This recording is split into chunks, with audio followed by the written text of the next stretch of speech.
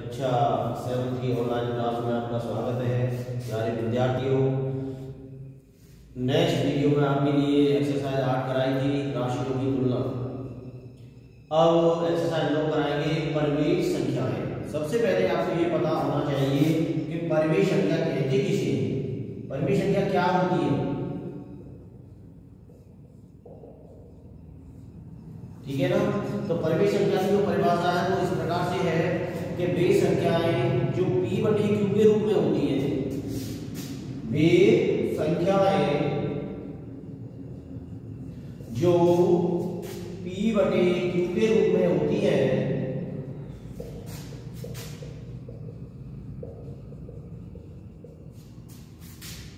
जहां q is not equal to 0, यानी इसका मतलब है कि q का मान 0 के बराबर नहीं हो, q का मान 0 के बराबर नहीं हो, परिमेय संख्या कहलाती है।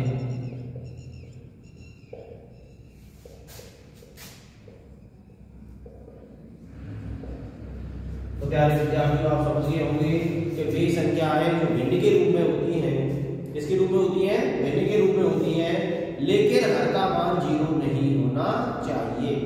जैसे मैं यहां लिख दूं 1/2, देखो परिमेय संख्या है कि नहीं, p बटे q के रूप में है कि नहीं है, या हर 0 है क्या, नहीं है, इसका मतलब है कि ये परिमेय संख्या है। -1/2 ये भी एक परिमेय संख्या है। 0/1 ये भी एक परिमेय संख्या है। अंश भले ही 0 हो जाए लेकिन हर 0 नहीं होना चाहिए। और अगर मैं इसको लिख दूं 1/0 तो ये हमारी परिमेय संख्या नहीं होगी। तो प्यारे विद्यार्थियों, आप समझ गए होंगे कि परिमेय संख्या कहते किसे हैं कि वे संख्याएं जो भिन्न के रूप में होती हैं और जिसका हर 0 के बराबर नहीं होता।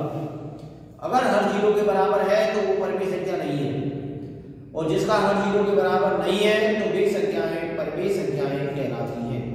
क्या कहलाती हैं? परिमेय संख्या कहलाती है, ठीक है ना। परिमेय संख्याओं को संख्या रेखा पर किस प्रकार से व्यक्त करते हैं ये बता दूं। पहले संख्या रेखा क्या होती है। संख्या रेखा, देखो संख्या रेखा होती है वो इस टाइप से होती है कि देखो बेटा, एक इस प्रकार की रेखा होती है और बीच में यहाँ 0 होता है, इधर 1 2 3 4 5 प्लस के पूर्णांक आते हैं, यानी धनात्मक पूर्णांक आते हैं, और इधर 1 2 3 4 ये माइनस के पूर्णांक आते हैं। किसके आते हैं? ऋणात्मक पूर्णांक।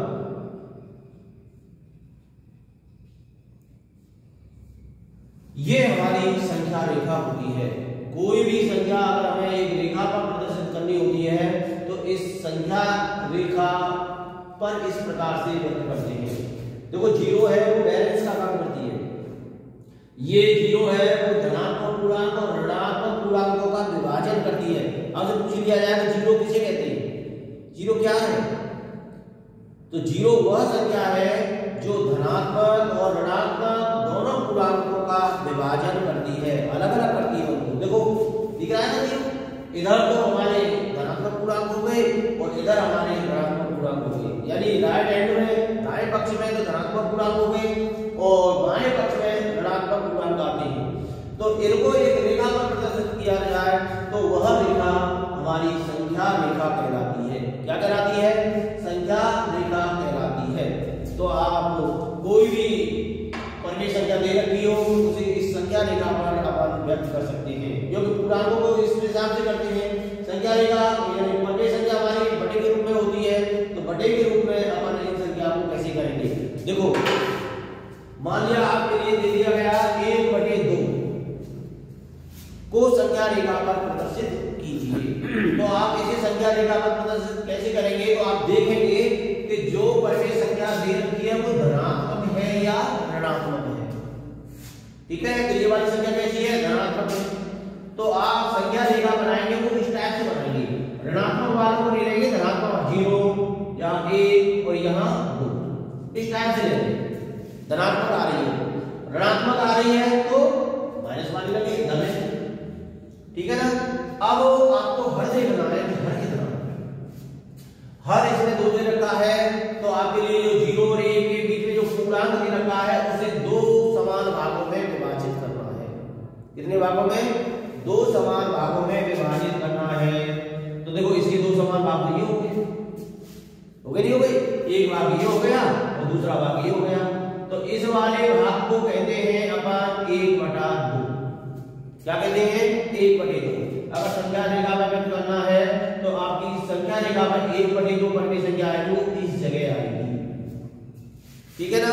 अब मान लिया -3/4 को व्यक्त करना है आपको। किसको व्यक्त करना है? 3/4 को। तो देखो तो आपकी संख्या रेखा दिख रही है, वो दिख रही है, आपको पर संख्या दिख रही है, वो ऋणात्मक है। तो जब आप संख्या रेखा में व्यक्त करेंगे तो आपको इस टाइप से लिखना है। 0 आपको इधर लेनी पड़ेगी, यहां पे 1, यहां पे 2, और ये काय की होंगी? माइनस। फिर इसका हर देखा जाता है, हर देखेंगे। अब इसमें हर कितना आएगा? 4 है। तो प्रत्येक पूर्णांक के समान 4 भाग करेंगे। कितने भाग? 4 भागों में बांटेंगे। जैसे ये वाला इसे 4 भागों में बांटेंगे, ये वाला इसे 4 भागों में बांटेंगे। तो देखो 1 2 3 4 भाग हो गए। पहला भाग हमारा -1/4 कहलाएगा। ये वाला भाग है ये -2/4 कहलाएगा। ये वाला भाग है वो -3/4 कहलाएगा। ये वाला भाग है हमारा -4/4 कहलाता है, यानी -4/4 का मतलब -1 ही कहलाएगा। आपको जो भी संख्या रेखा व्यक्त करनी है, जैसे -3/4 करके 3/4 कहां है? ये संख्या रेखा बनेगी। तो प्यारे विद्यार्थियों, आप समझ गए होंगे कि संख्या रेखा पर परिमेय संख्या किस प्रकार से प्रदर्शित करते हैं। अब हमारे लिए परिमेय संख्या का हमें मानक रूप निकालना है, उन्हें मानक रूप में बदलना है। तो उन्हें किस प्रकार से बदलते हैं? जैसे हमारे लिए कोई परिमेय संख्या दे रखी है -3/12, और इसे हमें मानक रूप में बदलना है। मानक रूप का मतलब है कि उसका सरलतम रूप बनाना है। क्या बनाना है? सरलतम रूप। और सरलतम रूप बनाने के लिए आपको क्या करना पड़ेगा? ये अंश और हर में जो बड़ी से बड़ी संख्या होगी, यानी दोनों संख्याओं में जिसका बड़ी से बड़ी संख्या में भाग चला जाएगा उस संख्या का अपन भाग देंगे। तो इस संख्या का बड़ी से बड़ी संख्या निकालने के लिए अपन को क्या करना पड़ता है? मासा निकालते हैं। तो 3 और 12 का हम क्या निकालेंगे? मासा निकालेंगे। 3 और 12 का मासा निकालेंगे तो क्या आएगा भैया? देखो 3 के घट करेंगे तो 3 ही आएगा, 12 के घट करेंगे 2 × 2 × 3 आएगा। और देखो इसमें 3 का पेयर मिल रहा है, तो मासा होगा इसका कितना होगा बेटा? 3 होगा। मासा कितना आएगा? 3। तो प्यारे विद्यार्थियों, जो मासा निकल के आता है उसका अंश में भी भाग देते हैं और हर में भी भाग दिया जाता है। आपको ऐसी संख्या देखनी है तो दोनों संख्या में उसका भाग पूरा पूरा चला जाए। देखो 3 से ये डिवाइड हो रहा है 1 बार, और ये डिवाइड हो रहा है 4 बार। तो इसका जो मानक रूप होगा वो 1/4 होगा। तो प्यारे विद्यार्थियों, आप समझ गए होंगे कि मानक रूप क्या होता है। मानक रूप में वह सरलतम बिंदु होती है जो कि हमने नेक्स्ट अगली राशियों की तुलना करने में आपके लिए बताई गई है। ठीक है ना। ये होता है इसका मानक रूप। समतुल्य परिमेय संख्या, ये भी सेम है जो लास्ट वाले एक्सरसाइज में आपके लिए कराया गया है। जैसे आपके लिए कोई भी परिमेय संख्या दे रखी है 2/5, और इसके समतुल्य आपको परिमेय संख्या निकालनी है। तो प्यारे विद्यार्थियों, इसके लिए समतुल्य परिमेय संख्या निकालने के लिए आपको क्या करना पड़ेगा कि अंश और हर में समान संख्या से गुणा करो या समान संख्या का भाग दे दो, तो वो उसकी क्या कहलाएगी? समतुल्य परिमेय संख्या कहलाएगी। जैसे मैं इसमें 2 से गुणा कर दूं तो इसमें भी 2 से गुणा कर दूं तो 2 × 4/10।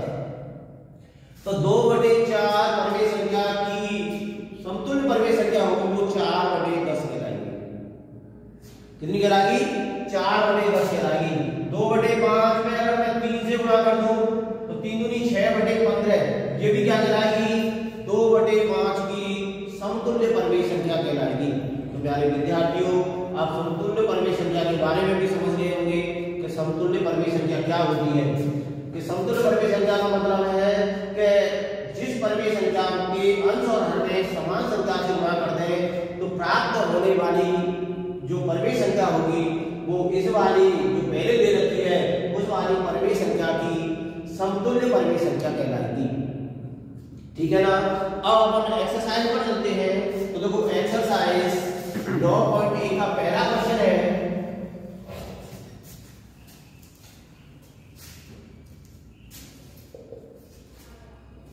का पहला क्वेश्चन है कि निम्नलिखित परमेय संख्याओं के बीच में 5 परमेय संख्या लिखिए।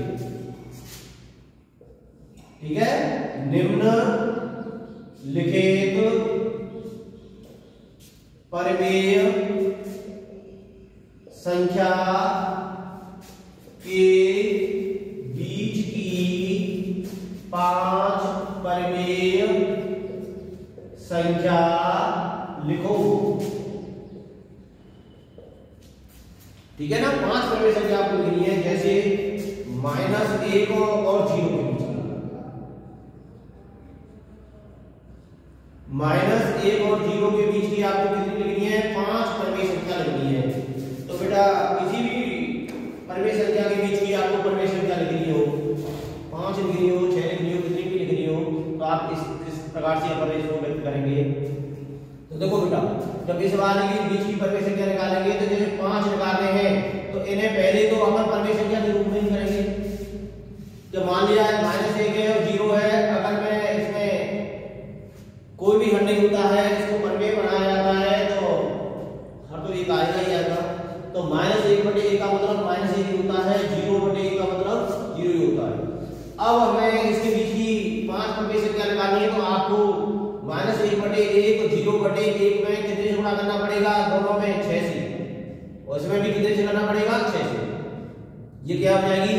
-6/6, और ये क्या हो जाएगी? 0/6, 0/6। अब आपको केवल और केवल इनका अंतर देखना है। केवल आपके हर अगर समान है तो केवल जो अंतर देखना है वो अंशों का देखना है। जैसे अब इनके बीच की में अपन देखो -5 से पहले क्या आएगा? -6 से -5/6, -4/6, -3/6, -2/6, -1/6, और अगली क्या आएगी? 0/6। देखो इनके बीच की 5 परमेय संख्या आ गई।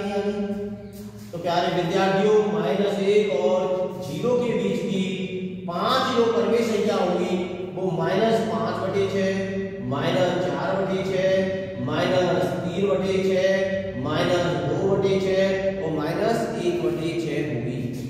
ठीक है ना। इस हिसाब से अपन को कोई भी परमेय संख्या दे रखी हो उनके बीच की परमेय संख्या अपन निकाल सकते हैं।